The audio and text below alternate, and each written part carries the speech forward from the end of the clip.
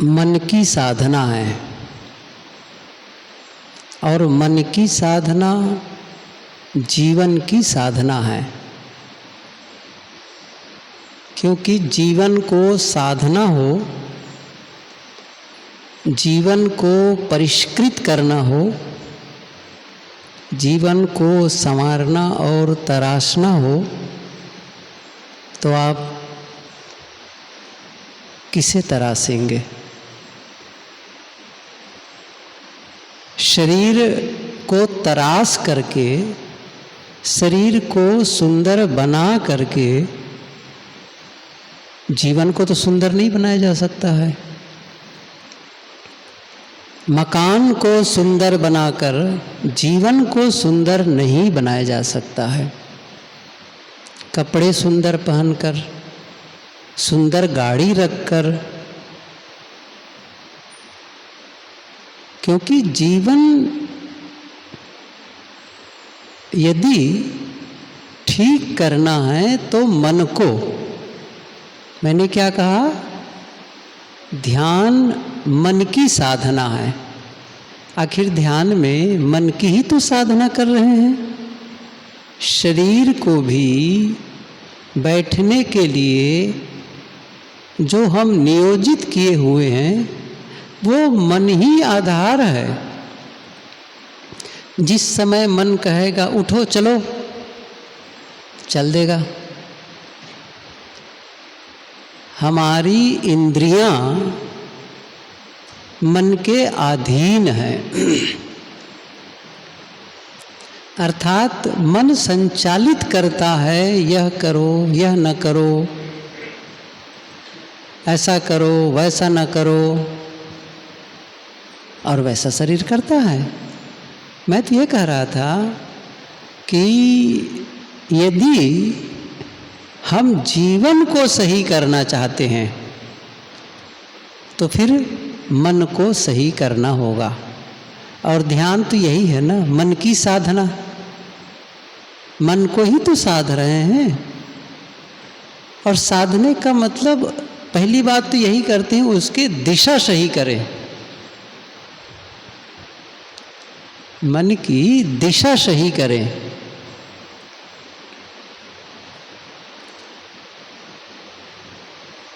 और उसके पश्चात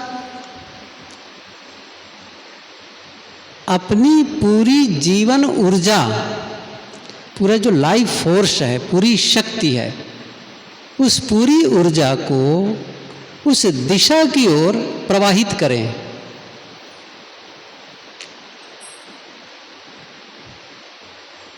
पहली बात तो यही है, दिशा का निर्धारण ही कैसे हो। अभी छत्तीसगढ़ में था, यहाँ आने के पहले तो एक घर जाना हुआ शायद, और रक्षाबंधन का ही दिन था। अभी शाम के वक्त सब बैठे थे, परिवार के लोग। एक बिटिया थी, वो कानून की पढ़ाई कर रही है। मैंने पूछा नाम तो बताया, वही लोग पहले से भी उनके घर वहाँ जाना होता था। तो दिशा, तो मैंने यही कहा, दिशा का निर्धारण कैसे हो? चुप। मैंने फिर कहा, आप सही दिशा में जा रही हो या फिर सही दिशा में नहीं जा रही हो, इसको कैसे जाने? आप कहेंगे कि मैं तो सही दिशा जा रही हूँ, मैं कहता हूँ आप गलत दिशा जा रही हो। सिद्ध करो कि सही दिशा। किसके आधार पर करेंगे? अब वो समस्या क्या है, आजकल हमारे बच्चों में वे उतना ही जानते हैं जितना उसे स्कूल में पढ़ाया गया। सिलेबस बस, बाकी क्या है? यदि उनको जीवन के संबंध में भी पूछो, जीरो। जीवन की पढ़ाई होती ही नहीं है। और तब क्या होता है, जब जीवन की पढ़ाई नहीं होती है तब क्योंकि धन कमाने की पढ़ाई हो रही है कि हमें धन कैसे मिले। क्योंकि जब बच्चों से पूछते हैं या पूछता हूँ कई बार मैं, क्यों पढ़ते हो, तो उत्तर तो आता नहीं है ठीक से। अंततः क्या कहते हैं, नौकरी पाने के लिए, पैसा कमाने के लिए।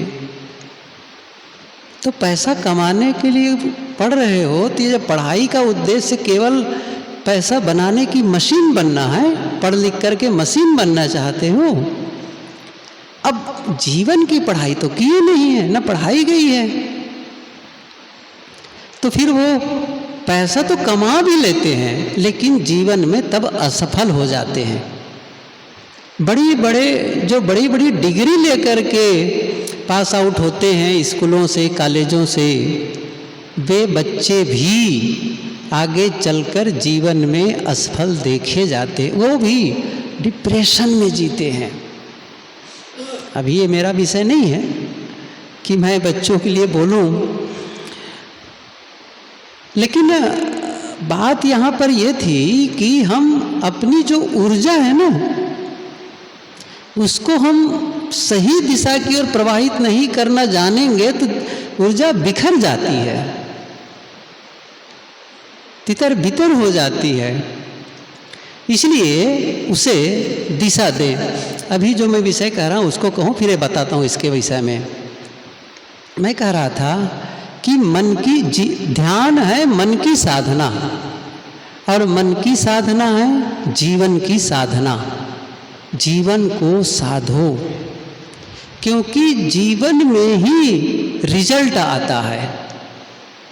ध्यान लगता है, ध्यान नहीं लगता है, मन शांत रहता है, मन शांत रहता है, स्वास्थ्य अच्छा नहीं रहता, स्वास्थ्य अच्छा रहता है, सुख का अनुभव होता है, दुख का अनुभव होता है। कहाँ होता है वो? ऐसा थोड़ी कि आप यहाँ बैठे हो और सुख दुख अलग है, आपके भीतर अनुभव होगा। इसी जीवन में ही सबका अनुभव होना है। अच्छा, जीवन में जो अनुभव हो रहा है, जो आप महसूस कर रहे हैं, उसका कारण कोई आकाश से आ नहीं रहा है। जैसे बारिश हो रही है तो सबके लिए हो रही है। अच्छा, धूप हो रही है तो सबके लिए हो रही है, ठंडी हो रही है तो सबके लिए ठंडी हो रही है, ऐसा थोड़ी है। दुख, वहाँ से दुख बरस रहा है तो सबको बराबर दुख मिल रहा है, सुख बरस रहा है तो सबको सुख मिल रहा है। शांति की बारिश हो रही है, अच्छा अब अशांति की बारिश हो रही है, ऐसा तो है नहीं है। साहब की पंक्ति एक दिन सुने थे ना, ई जग जरते देखिया अपनी अपनी आग। इंडिविजुअल, व्यक्तिगत, सबका दुख सुख अलग अलग है। इसका मतलब है उसका कारण भी अलग अलग है। और कहाँ से ले रहे हैं? इसी दुनिया से। अद्भुत तो है। जिस दुनिया में रह करके एक आदमी आनंद का अनुभव कर रहा है, उसी दुनिया में रह करके उसके बाजू वाला आदमी, दूसरा आदमी दुख का अनुभव कर रहा है। सही है ना? ऐसा हो रहा है। कोई अलग दुनिया थोड़ी है। कहाँ से ले रहे हैं? सामग्री कहाँ से ले रहे हैं? इसी दुनिया से। सबके लिए वही चीज है। सूर्य वही है, आकाश वही है, पृथ्वी वही है, हवा मंडल वही है, पानी वगैरह सब कुछ तो वही है। बाहरी जो उपादान सामग्री है ना, सब एक ही जगह से, बस आप कंज्यूम क्या कर रहे हैं, वहाँ से क्या खींच रहे हैं। आप एक गार्डन में चले जाएं और आप देखेंगे क्या गार्डन में एक पौधा है गुलाब का। गुलाब का फूल है, गुलाबी रंग का फूल, लाल रंग का फूल, और उसकी सुगंधी क्या है? गुलाब की सुगंधी। लेकिन उसके बाजू में एक पौधा है चमेली। फूल कैसा है? सफ़ेद। सुगंधी किसकी है? चमेली की। अच्छा, दोनों खुराक कहाँ से ले रहे हैं? एक ही जमीन है, माली वही है, पानी वही है, सूर्य वही है, वातावरण वही है, लेकिन एक में गुलाब का फूल और दूसरे में चमेली का फूल। क्यों? पूछना किसी माली से, क्या कहेगा वो?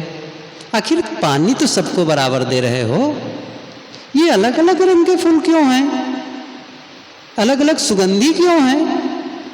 माली क्या कहेगा? भले ही सबको समान परिस्थिति मुहैया कराई जा रही है, प्रोवाइड कर रहे हैं, सब बाहर की चीज़ें तो एक समान दी जा रही है, लेकिन जो बीज है ना उस पौधे का, वो बीज में जो शक्ति है ना वो अलग अलग है, वो खींचती अलग अलग है। गुलाब का पौधा या गुलाब का बीज कह लो, उसने क्या कहा? इस पूरी यूनिवर्स से मुझे गुलाब का रंग चाहिए, गुलाब की सुगंधी चाहिए। देखिए उसके संकल्प को, और ये सूर्य उसके संकल्प को टाल नहीं पाया, ये पूरा वातावरण उसके संकल्प को नकार नहीं पाया। नहीं, मुझे गुलाब चाहिए बस। चमेली ने क्या कहा? मुझे चमेली का चाहिए, सफ़ेद फूल चाहिए। पृथ्वी की हिम्मत है कि उसके संकल्प को नकार सके? नहीं, बस ये संकल्प। आपको क्या चाहिए? यदि आप दुखी होना चाहें तो क्या दुखी होने के अवसर नहीं है संसार में? है कि नहीं है? यदि आप सुखी होना चाहें तो क्या सुखी होने का अवसर नहीं है? कोई उत्थान करना चाहे, आत्मारोहण, आत्मस्थिति का काम करना चाहे, तो क्या उनके लिए अवसर नहीं है संसार में? और जो आत्म पतन करना चाहेगा उसके लिए साफ अवसर तो सबके लिए है, सबके लिए। आप लेते क्या हैं, ले क्या रहे हैं? बस आप चाहते क्या हैं, यही महत्व। इसलिए मैंने कहा था ना, जीवन बाहर नहीं है आपका, भीतर है। बस वहाँ होती है सारी चीज, उसका प्रभाव आता है, आपके शरीर पर आएगा, आपके घर मकान पर आएगा, सब में आएगा। क्योंकि घर तो आपका बनाया है, घर की व्यवस्था आपकी है और आप भीतर हैं, वहीं से हो रही है, वहीं से सारा मेंटेन। आपका शरीर, आपके कपड़े, मतलब आपके पूरा सर्कमस्टेंसेस, एक जो सर्कल है ना, जो पूरा वातावरण है ना, वो आपके द्वारा क्रिएट हो रहा है। वहां पर की परिस्थिति आपने निर्मित की है, तो फिर वो उसका नाते है। तो फिर महत्वपूर्ण भीतर से, जीवन भीतर से बाहर आता है, बाहर से भीतर नहीं जाता है कि बाहर थोड़ी जीवन वहां रखा है। जीवन आपके भीतर है। वो कैसा है, वो यदि सही कर लिए हैं, और मैं फिर से कह रहा हूं, तीसरी बार बता रहा हूं इस वाक्य को, ध्यान मन की साधना है और मन की साधना जीवन की साधना है। वहीं से साधना इस चीज को, इसे ठीक करना है। कल मैंने थोड़ी सी बात तो कही थी, आप बीइंग और डूइंग इस पर कहा था। आपका होना और आपका करना, आपका करना आपके होने से होता है। आपका मकान जो दिख रहा है ना, गुरुदेव जी कहते थे कि जो मकान है ना वो बड़ा शरीर है आपका, और जो शरीर है ना वो छोटा मकान है। बस क्योंकि वो जो कुछ आप कर रहे हैं ना वो आपके द्वारा हो रहा है। आप कैसे हैं, कल्पना करो, किसी के घर गए और वहाँ जाकर देखे सब सामान अस्त व्यस्त, तितर बितर पड़ा है, कपड़े कहीं टंगे हैं, छाता कहीं है, चप्पल जूते कहीं पड़े हुए हैं, बिस्तर ऐसे ही अस्त व्यस्त है, गंदगी का आलम है। किचन में गए तो देखे मक्खियां भिनभिना रही है, बर्तन जूठे पड़े हैं, अधूरा भोजन कुछ रखा हुआ है उसमें, साफ बर्तन नहीं, साफ प्लेटफॉर्म नहीं, और उसके जो इंग्रेडिएंट्स रखे हुए हैं, बहुत सारे मसाले वगैरह रखे हैं, वो देखो, कहीं डब्बा खुला है, कहीं बिख रहा है। क्या लगता है आपको? बाथरूम देखो, पता चल गया? क्या पता चल गया?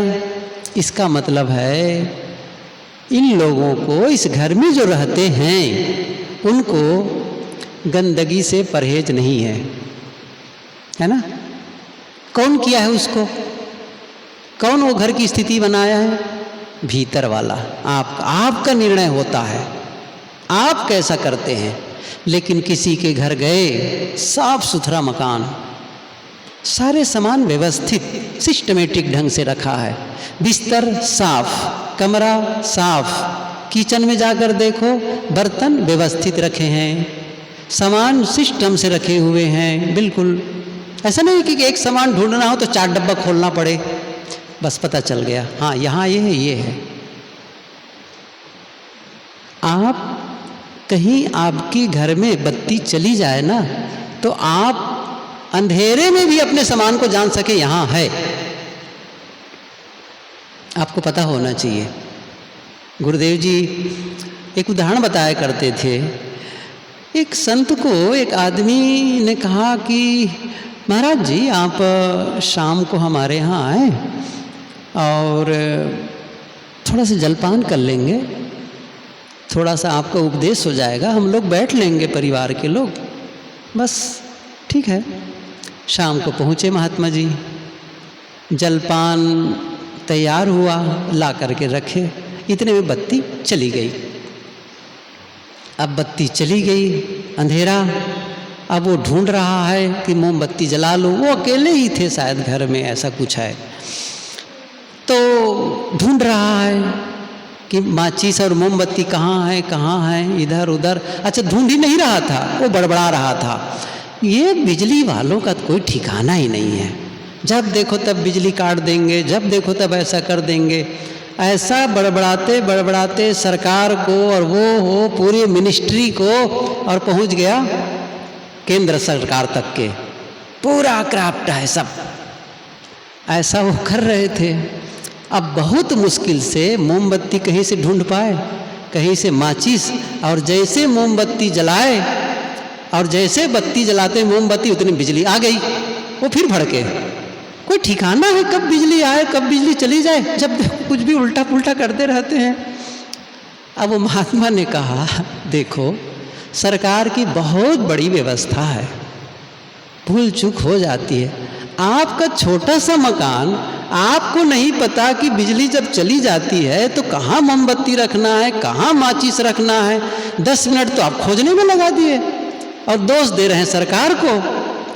यही है ना, क्यों ऐसा करते हैं?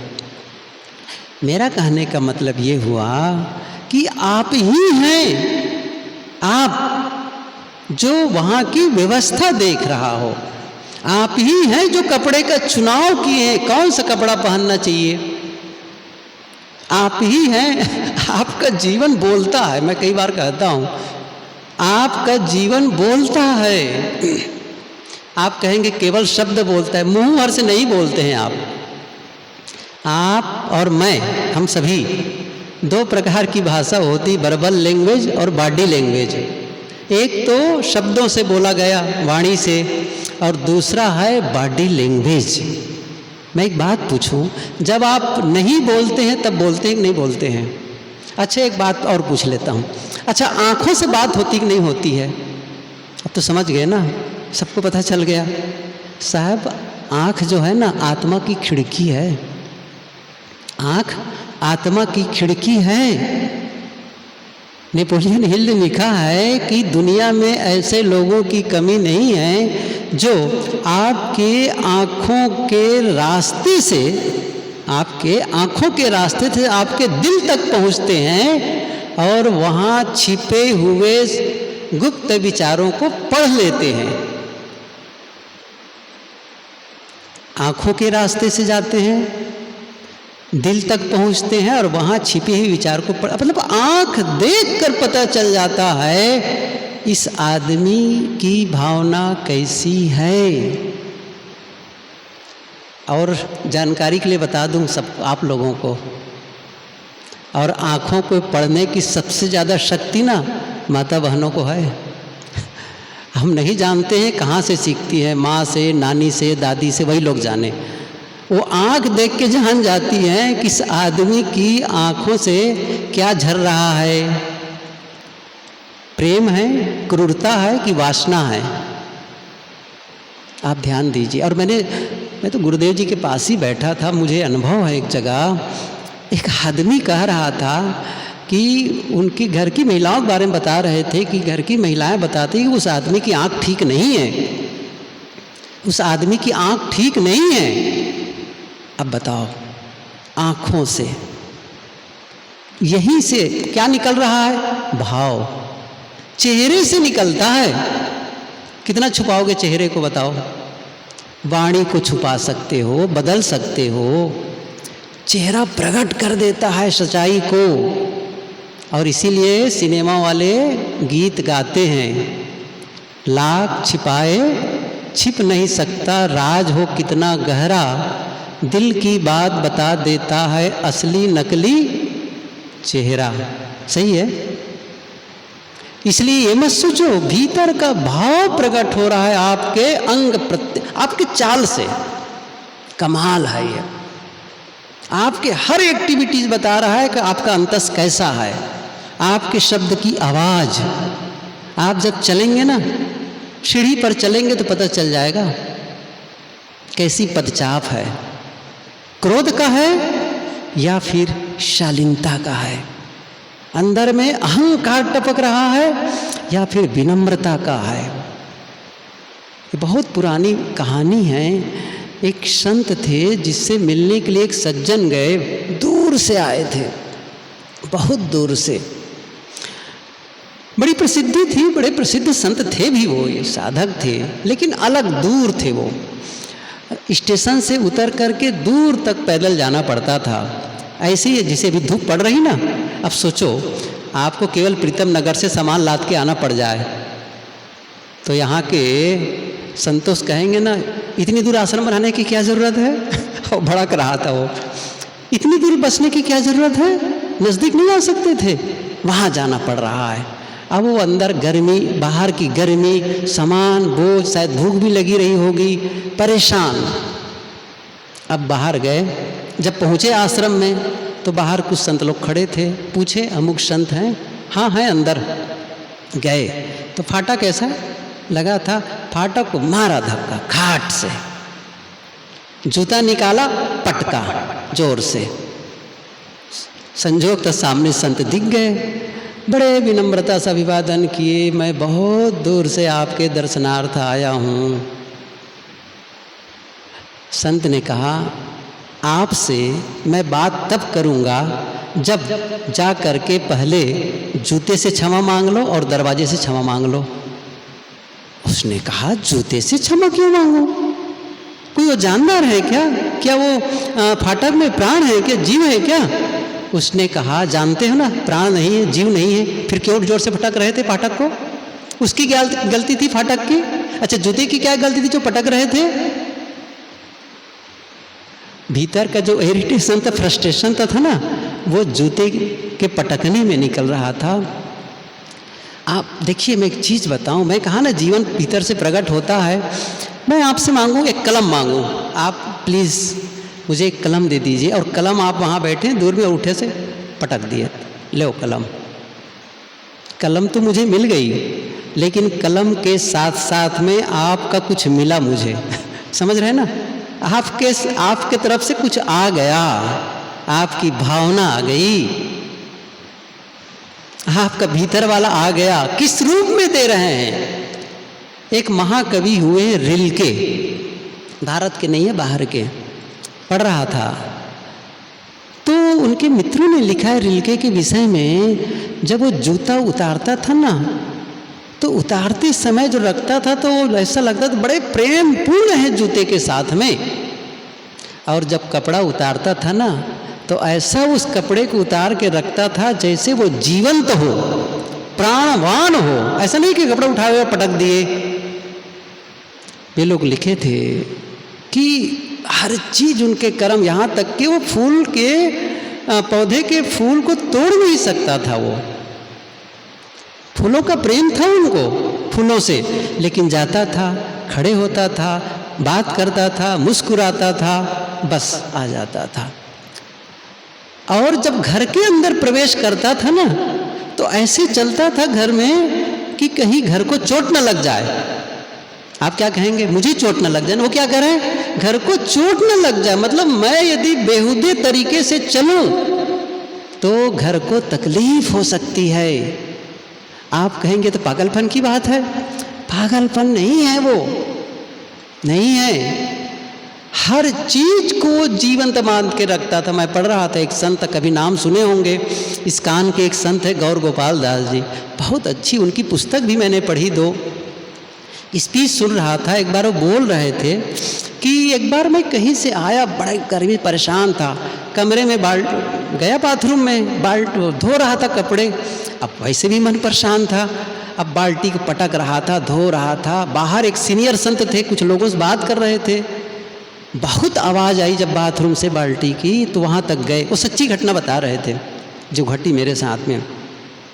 उन्होंने कहा कि क्या कर रहे हो? तो गौर गोपाल दास ने कहा कि कपड़ा धो रहा हूँ। अरे कर क्या रहे हो? उसने कहा कि कपड़ा धो रहा हूँ। वो तो सही है, लेकिन कर क्या रहे हो तुम? हैरान, कपड़ा धो रहा हूँ। फिर कहा कपड़ा धो रहा हूँ, लेकिन बाल्टी को जिस प्रकार पटक रहे हो ना, बार बार इतनी आवाज कर रहे हो, भीतर का फ्रस्ट्रेशन प्रकट हो रहा है, आपका जीवन बाहर निकल रहा है। मतलब आध्यात्मिक होने का क्या अर्थ निकलता है, बताओ मुझे। कोई साधक होने का क्या अर्थ निकलता है? एक बेतरतीब जीवन कोई जिए, अव्यवस्थित जीवन जिए, उसके पूरे क्रियाकलापों को देख करके नहीं पता चल जाता है इस आदमी में कुछ साधना क्या है। कोई आदमी कहता है मैं भगवान का बड़ा पुजारी हूँ, बड़ा भगत हूँ। आपका जीवन बता रहा है कि नहीं बता रहा है? आपका जीवन चिल्ला चिल्ला के, चीख चीख के पुकार रहा है, भगवान का दूर दूर से संबंध नहीं है ना? क्या भगवान के यदि आप भक्त हैं तो क्या शब्द ऐसे निकलना चाहिए, व्यवहार ऐसे होना चाहिए? भीतर से, क्या कहा, भीतर से बाहर संवारना है, संभालना है, ऐसे नहीं हो जाएगा काम। और ये जब करने लग जाते हैं, भीतर को हम करेक्ट करने लगते हैं। जैसे माइकल एंजेलो ने जिस प्रकार डेविड की मूर्ति को तराशा था, 500 साल पहले माइकल एंजेलो, पढ़ो कभी, एक दिन बताया था ना मैं पब्लो पिकासो के बारे में। साहब ये माइकल एंजेलो को पढ़ता हूँ ना, कई जगह मैंने पढ़ा, कमाल के वो इंसान थे, अद्भुत। मेडिसिस, इटली के फ्लोरेंस नगरी, एक तो वहाँ रोम वो भी, और एक दूसरे फ्लोरेंस, तो उस नगरी के जो मेडिसिस था वो पूरा उस शहर का सबसे धनी आदमी था वो। उसने माइकल एंजेलो से कहा कि एक चौराहे पर एक मूर्ति बनानी है, स्थापित करनी है, डेविड की मूर्ति, और उसके द्वारा ये बात कहना गर्व की बात थी और टाल भी नहीं सकता था माइकल एंजेलो। और उसने कहा, स्वीकार किया। उसने लिखा है कि 2 साल तक तो केवल वो पत्थर ही ढूंढता रहा उस मूर्ति के लिए, कौन सा पत्थर है, योग्य पत्थर। उसने लिखा है कि एक दिन मैं सड़क किनारे जा रहा था तो देखा एक लकड़ी के फ्रेम में धूल और ऊपर से मिट्टी लगी हुई, घास भी उगाई थी। एक पत्थर को देखा, कई बार निकला था, देख नहीं पाया था, नज़दीक गया और 2-3 बार आगे पीछे जा कर के देखा पत्थर को, लंबा बड़ा पत्थर था। लगा कि ये योग्य है, और मजदूरों के सहारे स्टूडियो तक उसको ले गए अपने।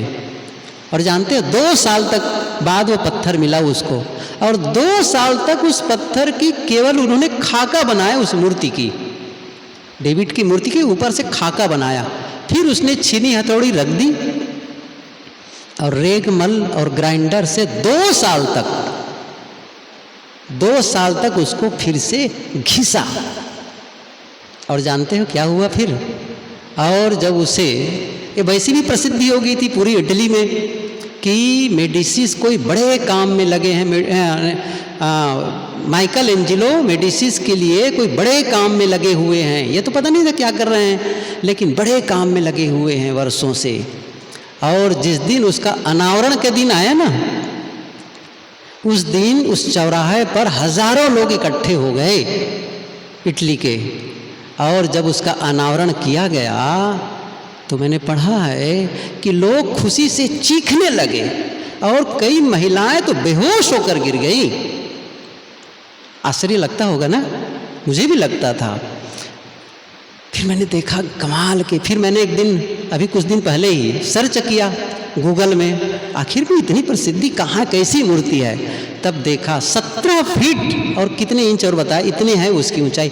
अभी भी आप कभी भी देख सकते हैं, 1501 में उसकी स्थापना है, गूगल में अभी भी है वो। मैं तो खैर पुस्तक में पढ़ी थी ये बातें। और वो एक, फिर उसके बाद में एक म्यूजियम को स्थापना की जहाँ पर उस मूर्ति को ठीक से रखा जा सके। उस म्यूजियम में लेखक ने लिखा है, जिसको मैंने पढ़ा, मैं अपने परिवार के साथ वहाँ गया। और अभी भी वो लेखक अभी जिंदा हैं, अमेरिकन लेखक हैं, ब्रायन ट्रेसी, मैं उसका नाम बताता हूँ। अभी मैंने पुस्तक पढ़ी, चुनौतियों का सामना कैसे करें, उस पर। और उसमें भी बदले सोच बदलेगी ज़िंदगी, ये दोनों पुस्तक में उन्होंने इसका रेफरेंस दिया है। तो कहा कि वहाँ उस मूर्ति के बाजू में खड़ा होना एक अलग ही एहसास, जीवन में कभी नहीं भूल पाएगा उस मूर्ति को। और तत्काल उसको उस युग का महान कलाकार मान लिया गया। फिर उस मूर्ति को देख करके 2 साल तक पत्थर को ढूंढा, 2 साल तक वो खाका बनाया और 2 साल तक तरासा। भीतर को तरासना है उसी मूर्ति की तरह, उस छीनी हथौड़ी को लग करके रेग मल से रगड़ना है। बहुत सारे नुकीले हिस्से हैं हमारे भीतर में, खुरदुरे अंश हैं, उसे तराशने की ज़रूरत होती है। तब जीवन में निर्मलता और पवित्रता आती है। हम क्या सोच रहे हैं, बस कुछ कर्म कांड कर लेंगे, कुछ पूजा पाठ कर लेंगे, कुछ दान पुण्य कर लेंगे, बस निखर जाएगा। नहीं निखरता है, मेहनत की बात है। तो नहीं, अब नहीं बोलूँगा, समय हो गया, फिर बताऊँगा 5 मिनट के बाद।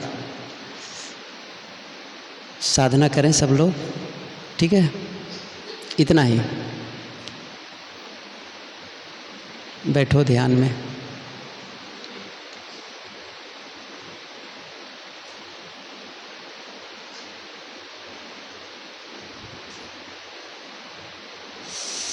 भीतर से तराशना है, एक संकल्प भाव जगे, मैं अपने जीवन के खुरदुरे हिस्से को तराशूंगा और उसे स्मूथ बना लूँगा, एकदम क्लेश, सुंदर, साफ, जहाँ कड़वाहट न हो, जहाँ उद्वेग न हो, केवल शीतलता।